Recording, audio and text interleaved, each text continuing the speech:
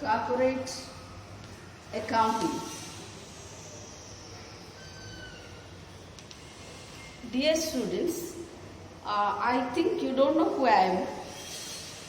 For the third semester, I am teaching corporate accounting. So, what is corporate accounting then? What is this corporate accounting? You know that to run the business, we want money. ಈಗ ನಾವು business ಮಾಡಬೇಕು ಅಂತ ಹೇಳಿದರೆ ಅದು ಯಾವುದೇ form of business ಇರ್ಬೋದು. May be sole trading concern or partnership business or it may be joint in the family firm or corporate company form of business. We need money, finance we need. ಹಣ ನಮಗೆ ಬೇಕಾಗ್ತದೆ. ಅದಕ್ಕೆ ಯಾವ ರೀತಿ ಹಣವನ್ನು collect ಮಾಡೋದು? ಈಗ ಸೋಲ್ ಟ್ರೇಡಿಂಗ್ ಕನ್ಸರ್ನ್ ಆದರೆ he can invest the person. Sole trading ಕನ್ಸರ್ನಲ್ಲಿ ಸೋಲ್ ಟ್ರೇಡರ್, ನಾವು ಸೋಲ್ ಟ್ರೇಡರ್ ಏನು ಹೇಳ್ತೇವೆ, he himself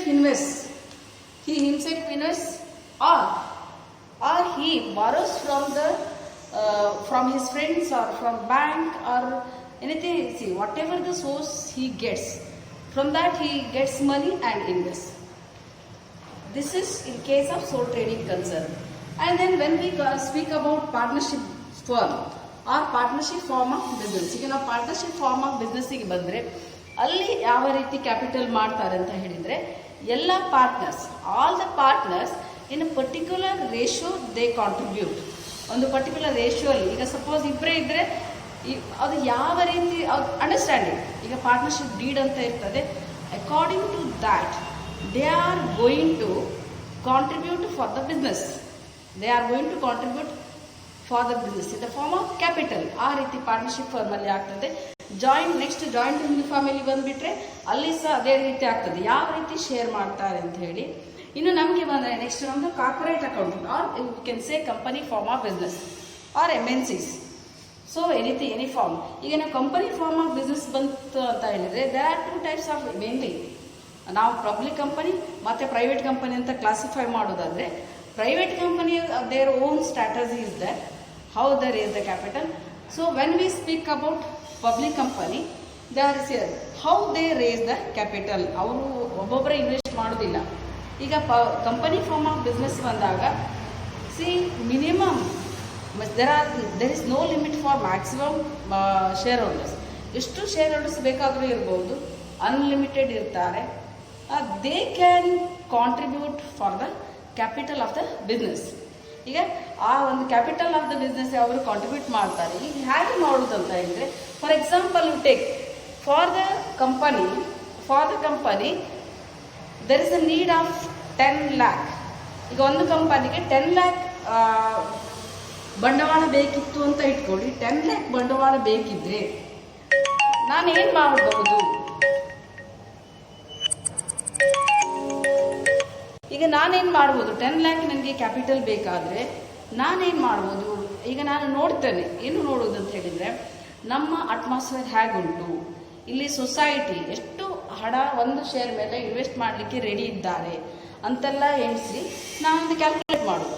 ಫಾರ್ ಎಕ್ಸಾಂಪಲ್ ನನಗೆ ಅನ್ನಿಸ್ತದೆ, ಈಗ ಒಂದು 10 ಶೇರ್ಸ್ ಮಾಡಿದರೆ ಹೇಗಿರ್ತದೆ, 1 lakh ಶೇರ್ಸ್ ಮಾಡಿದರೆ ಹೇಗಿರ್ತದೆ, ಅಥವಾ 1 lakh ಯೂನಿಟ್ಸ್ ಮಾಡಿದರೆ ಹೇಗಿರ್ತದೆ ಅಂತ ನಾನು ಡಿಸೈಡ್ ಮಾಡೋದಿದ್ರೆ, ಈಗ ನಾನೇನು ಮಾಡ್ತೇನೆ, 1 lakh ಇಂದ ನಾನು ಡಿವೈಡ್ ಮಾಡ್ತೇನೆ. ಆವಾಗ 1 lakh ಇಂದ ಡಿವೈಡ್ ಮಾಡಿದರೆ ಏನಾಗ್ತದೆ ಹೇಳಿ, ಎವರಿ ಶೇರ್ ವ್ಯಾಲ್ಯೂ 10 ಅಂತ ಬರ್ತದೆ.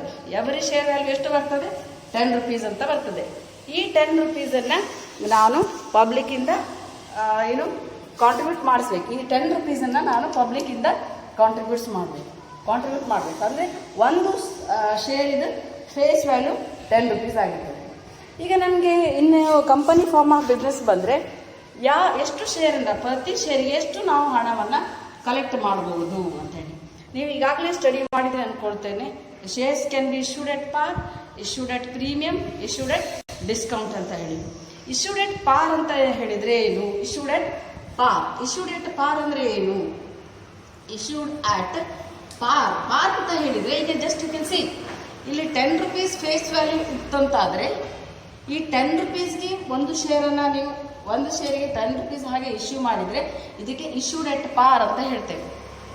ಮಿನಿಮಮ್ ನಂಬರ್ ಆಫ್ ಸಬ್ಸ್ಕ್ರಿಪ್ಷನ್ ಎಷ್ಟು ಇರಬೇಕಂತ ಕಂಪನಿ ಪ್ರಾಸ್ಪೆಕ್ಟಲ್ಲಿ ಇರ್ತದೆ. According to that they issue. So what is the face value of that share, particular share? For the same value, if you are going to issue the shares to the public, then it is called issued at par. Next one, issued at premium. Second one is what here? Issued at premium. Issued at premium andre ಏನು? What is issued at premium? Issued at premium ಅಂತ ಹೇಳಿದ್ರೆ, suppose the company is existing one, very reputed one, or if it is making very high profit, then what they can do is they can sell their shares at higher price in the sense they can sell shares at more than the face value. Take here, the face value is only rupees 10. If they can add rupees 2 extra, or they can add rupees 5 extra. So what extra is added, that is called premium. ಏನು ಇಲ್ಲಿ 2 ರೂಪಾಯಿನೋ 10 ರೂಪಾಯಿ face value ಏನು ಉಂಟಲ್ಲ, 10 ರೂಪಾಯಿಗೆ 2 ರೂಪಾಯಿನೋ 5 ರೂಪಾಯಿನೋ depends on the company. ಅದನ್ನು shares ಅನ್ನು issue ಮಾಡಿದ್ರೆ ಅದಕ್ಕೆ ನಾವೇನು ಹೇಳ್ತೇವೆ, ಇಶ್ಯೂಡ್ ಅಟ್ ಪ್ರೀಮಿಯಂ ಅಂತ ಹೇಳ್ತೇವೆ. ಇನ್ನು ಥರ್ಡ್ ಒನ್ ಅಂತ ಹೇಳಿದ್ರೆ ಇಶ್ಯೂಡ್ ಅಟ್ ಡಿಸ್ಕೌಂಟ್ ಅಂತ ಸಹ ಹೇಳ್ಬೋದು. ಡಿಸ್ಕೌಂಟ್ ಅಂದ್ರೆ ಏನು? Why they have to be issued at discount? Issued at discount ಅಂತ ಹೇಳಿದ್ರೆ, if the company is sick company, or the reputation is not there, or if it is a new company, then ಅವರು face ವ್ಯಾಲ್ಯೂಗೆ issue ಮಾಡಿದ್ರೆ ಯಾರು ಸಹ shares ಅನ್ನ purchase ಮಾಡೋದಿಲ್ಲ. ಅದಕ್ಕಾಗಿ ಅವರೇನು ಮಾಡ್ತಾರೆ ಅಂತ ಹೇಳಿದರೆ, ಫೇಸ್ ವ್ಯಾಲ್ಯೂಗಿಂತ ಕಡಿಮೆ ಒಂದು ಸರ್ಟನ್ ಪರ್ಸೆಂಟೇಜ್ ಕಡಿಮೆ ವ್ಯಾಲ್ಯೂಗೆ ಇಶ್ಯೂ ಮಾಡ್ತಾರೆ. ಅದಕ್ಕೆ ನಾವೇನು ಹೇಳ್ತೇವೆ, issued at discount. For example, ಇವಾಗ ನಾವು ಇದನ್ನು ಫೇಸ್ ವ್ಯಾಲ್ಯೂನ rupees 10 per share ಅಂತ ನಾವು ಫೈಂಡ್ ಔಟ್ ಮಾಡಿದ್ದೇವೆ. ಅದನ್ನು 10 ಇದು ಫೇಸ್ ವ್ಯಾಲ್ಯೂ 10 ಇದ್ರೂ ಸಹ ಇದನ್ನು 8 ರೂಪೀಸ್ಗೆ ಇಶ್ಯೂ ಮಾಡ್ಬೋದು, 7 ರೂಪೀಸ್ಗೆ ಬೇಕಾದರೂ ಇಶ್ಯೂ ಮಾಡ್ಬೋದು, ಇಲ್ಲ 9 ರೂಪೀಸ್ಗೂ ಇಶ್ಯೂ ಮಾಡ್ಬೋದು. ಈ ರೀತಿ ಲೆಸ್ ದೆನ್ ದ 8 ರೂಪೀಸು ಆಗಲಿ, 7 ಆಗಲಿ, ಅಥವಾ 9 ಆಗಲಿ, these are all less than the face value.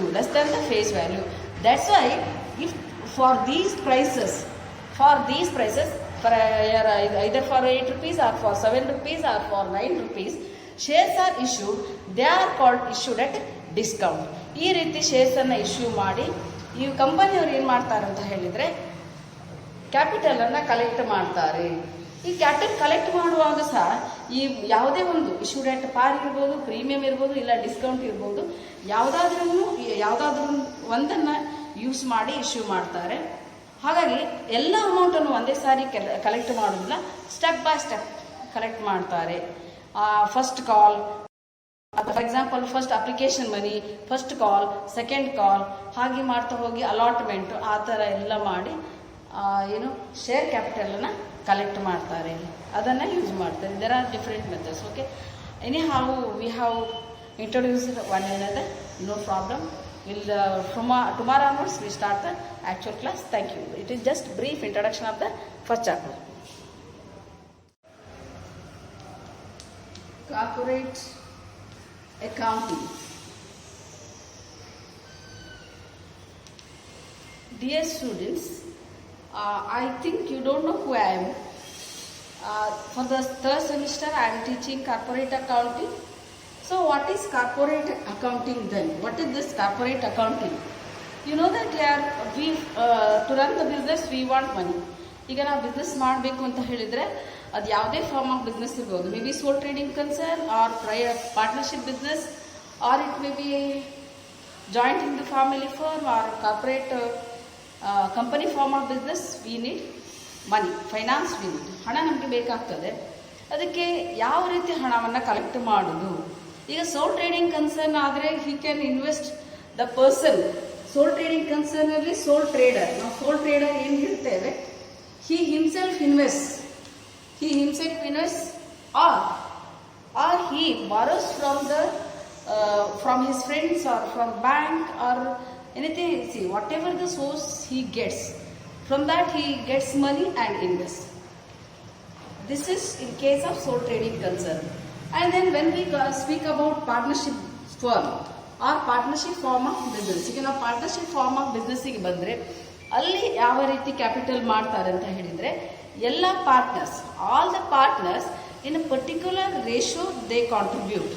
ಒಂದು ಪರ್ಟಿಕ್ಯುಲರ್ ರೇಷಿಯೋಲ್ಲಿ, ಈಗ ಸಪೋಸ್ ಇಬ್ಬರೇ ಇದ್ದರೆ ಅದು ಯಾವ ರೀತಿ ಅಂಡರ್ಸ್ಟ್ಯಾಂಡಿಂಗ್, ಈಗ ಪಾರ್ಟ್ನರ್ಶಿಪ್ ಡೀಡ್ ಅಂತ ಇರ್ತದೆ. According to that they are going to contribute for the business.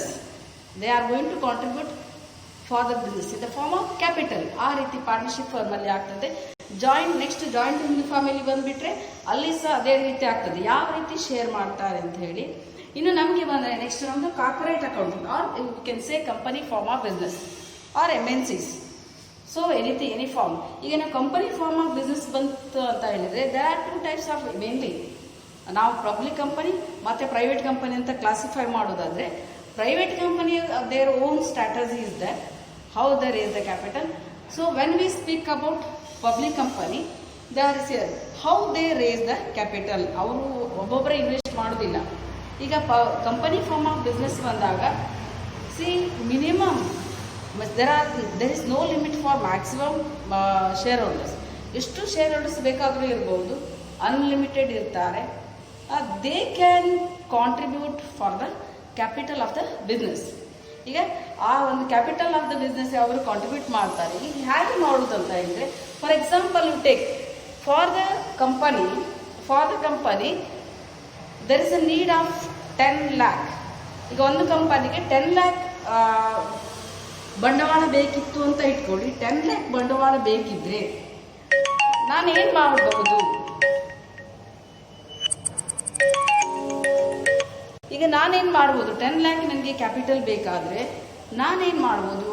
ಈಗ ನಾನು ನೋಡ್ತೇನೆ. ಏನು ನೋಡೋದು ಅಂತ ಹೇಳಿದರೆ, ನಮ್ಮ ಅಟ್ಮಾಸ್ಫಿಯರ್ ಹೇಗುಂಟು, ಇಲ್ಲಿ ಸೊಸೈಟಿ ಎಷ್ಟು ಹಣ ಒಂದು ಶೇರ್ ಮೇಲೆ ಇನ್ವೆಸ್ಟ್ ಮಾಡಲಿಕ್ಕೆ ರೆಡಿ ಇದ್ದಾರೆ ಅಂತೆಲ್ಲ ಎಣಿಸಿ ನಾವೊಂದು ಕ್ಯಾಲ್ಕುಲೇಟ್ ಮಾಡೋದು.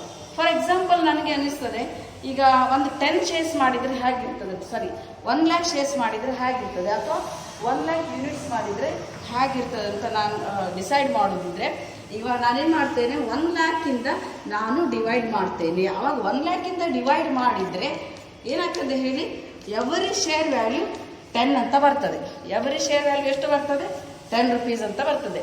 ಈ 10 rupeesನ್ನು ನಾನು ಪಬ್ಲಿಕ್ಕಿಂದ ಕಾಂಟ್ರಿಬ್ಯೂಟ್ ಮಾಡಿಸ್ಬೇಕು. ಈ 10 rupeesನ್ನು ನಾನು ಪಬ್ಲಿಕ್ಕಿಂದ ಕಾಂಟ್ರಿಬ್ಯೂಟ್ ಮಾಡಬೇಕು. ಅಂದರೆ ಒಂದು ಶೇರ್ ಇದು ಫೇಸ್ ವ್ಯಾಲ್ಯೂ 10 rupees ಆಗಿರ್ತದೆ. ಈಗ ನಮಗೆ ಇನ್ನು ಕಂಪನಿ ಫಾರ್ಮ್ ಆಫ್ ಬಿಸ್ನೆಸ್ ಬಂದರೆ ಎಷ್ಟು ಶೇರಿಂದ ಪ್ರತಿ ಶೇರಿಗೆ ಎಷ್ಟು ನಾವು ಹಣವನ್ನು ಕಲೆಕ್ಟ್ ಮಾಡ್ಬೋದು ಅಂತೇಳಿ ನೀವು ಈಗಾಗಲೇ ಸ್ಟಡಿ ಮಾಡಿದರೆ ಅಂದ್ಕೊಳ್ತೇನೆ. ಶೇರ್ಸ್ ಕ್ಯಾನ್ ಬಿ ಇಶ್ಯೂಡ್ ಎಟ್ ಪಾರ್, ಇಶ್ಯೂಡ್ ಎಟ್ ಪ್ರೀಮಿಯಂ, ಇಶ್ಯೂಡ್ ಎಟ್ ಡಿಸ್ಕೌಂಟ್ ಅಂತ ಹೇಳಿ. ಇಶ್ಯೂಡ್ ಎಟ್ ಪಾರ್ ಅಂತ ಹೇಳಿದರೆ ಏನು? ಇಶ್ಯೂಡ್ ಎಟ್ ಪಾರ್ ಅಂದರೆ ಏನು? ಇಶ್ಯೂಡ್ ಅಟ್ ಪಾರ್ ಅಂತ ಹೇಳಿದರೆ, ಈಗ ಜಸ್ಟ್ ಯು ಕ್ಯಾನ್ ಸಿ ಇಲ್ಲಿ 10 rupees ಫೇಸ್ ವ್ಯಾಲ್ಯೂ ಇತ್ತಂತಾದರೆ ಈ 10 rupeesಗೆ ಒಂದು ಶೇರನ್ನು ನೀವು ಒಂದು ಶೇರಿಗೆ 10 rupees ಹಾಗೆ ಇಶ್ಯೂ ಮಾಡಿದರೆ ಇದಕ್ಕೆ ಇಶ್ಯೂಡ್ ಎಟ್ ಪಾರ್ ಅಂತ ಹೇಳ್ತೇವೆ. ಮಿನಿಮಮ್ ನಂಬರ್ ಆಫ್ ಸಬ್ಸ್ಕ್ರಿಪ್ಷನ್ ಎಷ್ಟು ಇರಬೇಕಂತ ಕಂಪನಿ ಪ್ರಾಸ್ಪೆಕ್ಟಲ್ಲಿ ಇರ್ತದೆ. According to that they issue. So what is the face value of that share, particular share? For the same value, if you are going to issue the shares to the public, then it is called issued at par. Next ಬಂದು issued at premium. Second one is what here? Issued at premium. Issued at premium ಅಂದರೆ ಏನು? What is issued at premium? Issued at premium ಅಂತ ಹೇಳಿದರೆ, suppose the company is existing one, very reputed one, or if it is making very high profit, then what they can do is they can sell their shares at higher price in the sense they can sell shares at more than the face value. Take here, the face value is only ₹10. If they can add ₹2 extra, or they can add ₹5 extra. So what extra is added, that is called premium. ಏನು ಇಲ್ಲಿ ₹2 ₹10 face value ಏನು ಉಂಟಲ್ಲ, ₹10ಗೆ ₹2 ₹5 depends on the company. ಅದನ್ನು ಶೇರ್ಸನ್ನು issue ಮಾಡಿದರೆ ಅದಕ್ಕೆ ನಾವೇನು ಹೇಳ್ತೇವೆ? Issued at premium ಅಂತ ಹೇಳ್ತೇವೆ. ಇನ್ನು ಥರ್ಡ್ ಒನ್ ಅಂತ ಹೇಳಿದರೆ ಇಶ್ಯೂಡ್ ಅಟ್ ಡಿಸ್ಕೌಂಟ್ ಅಂತ ಸಹ ಹೇಳ್ಬೋದು. ಡಿಸ್ಕೌಂಟ್ ಅಂದರೆ ಏನು? Why they are to be issued at discount? Issued at discount ಅಂತ ಹೇಳಿದರೆ, if the company is sick company, or the reputation is not there, or if it is a new company, then ಅವರು face ವ್ಯಾಲ್ಯೂಗೆ issue ಮಾಡಿದ್ರೆ ಯಾರು ಸಹ ಶೇರ್ಸನ್ನು purchase ಮಾಡೋದಿಲ್ಲ. ಅದಕ್ಕಾಗಿ ಅವರೇನು ಮಾಡ್ತಾರೆ ಅಂತ ಹೇಳಿದರೆ, ಫೇಸ್ ವ್ಯಾಲ್ಯೂಗಿಂತ ಕಡಿಮೆ ಒಂದು ಸರ್ಟನ್ ಪರ್ಸೆಂಟೇಜ್ ಕಡಿಮೆ ವ್ಯಾಲ್ಯೂಗೆ ಇಶ್ಯೂ ಮಾಡ್ತಾರೆ. ಅದಕ್ಕೆ ನಾವೇನು ಹೇಳ್ತೇವೆ, issued at discount. For example, ಇವಾಗ ನಾವು ಇದನ್ನು ಫೇಸ್ ವ್ಯಾಲ್ಯೂನ ₹10 per share ಅಂತ ನಾವು ಫೈಂಡ್ ಔಟ್ ಮಾಡಿದ್ದೇವೆ. ಅದನ್ನು ಇದು ಫೇಸ್ ವ್ಯಾಲ್ಯೂ 10 ಇದ್ರೂ ಸಹ ಇದನ್ನು ₹8 ಇಶ್ಯೂ ಮಾಡ್ಬೋದು, ₹7 ಬೇಕಾದರೂ ಇಶ್ಯೂ ಮಾಡ್ಬೋದು, ಇಲ್ಲ ₹9 ಇಶ್ಯೂ ಮಾಡ್ಬೋದು. ಈ ರೀತಿ ಲೆಸ್ ದೆನ್ ದ ₹8 ಆಗಲಿ, 7 ಆಗಲಿ ಅಥವಾ 9 ಆಗಲಿ, these are all less than the face value. That's why if for these prices for either for ₹8 or for ₹7 or for ₹9 shares are issued, they are called issued at discount. ಈ ರೀತಿ shares ಅನ್ನು issue ಮಾಡಿ ಈ ಕಂಪನಿಯವರು ಏನು ಮಾಡ್ತಾರೆ ಅಂತ ಹೇಳಿದ್ರೆ ಕ್ಯಾಪಿಟಲ್ ಅನ್ನ ಕಲೆಕ್ಟ್ ಮಾಡ್ತಾರೆ. ಈ ಕ್ಯಾಪಿಟಲ್ ಕಲೆಕ್ಟ್ ಮಾಡುವಾಗ ಸಹ ಈ ಯಾವುದೇ ಒಂದು ಇಶ್ಯೂಡ್ ಅಟ್ ಪಾರ್ ಇರ್ಬೋದು, ಪ್ರೀಮಿಯಂ ಇರ್ಬೋದು, ಇಲ್ಲ ಡಿಸ್ಕೌಂಟ್ ಇರ್ಬೋದು, ಯಾವುದಾದ್ರೂ ಒಂದನ್ನು ಯೂಸ್ ಮಾಡಿ ಇಶ್ಯೂ ಮಾಡ್ತಾರೆ. ಹಾಗಾಗಿ ಎಲ್ಲ ಅಮೌಂಟನ್ನು ಒಂದೇ ಸಾರಿ ಕಲೆಕ್ಟ್ ಮಾಡೋದಿಲ್ಲ, ಸ್ಟೆಪ್ ಬೈ ಸ್ಟೆಪ್ ಕಲೆಕ್ಟ್ ಮಾಡ್ತಾರೆ. First call, for example first application money, first call, second ಕಾಲ್, ಹಾಗೆ ಮಾಡ್ತಾ ಹೋಗಿ ಅಲಾಟ್ಮೆಂಟ್, ಆ ಥರ ಎಲ್ಲ ಮಾಡಿ ಶೇರ್ ಕ್ಯಾಪಿಟಲನ್ನು ಕಲೆಕ್ಟ್ ಮಾಡ್ತಾರೆ, ಅದನ್ನು ಯೂಸ್ ಮಾಡ್ತಾರೆ. There are different methods. Okay, anyhow we have introduced one another, no problem.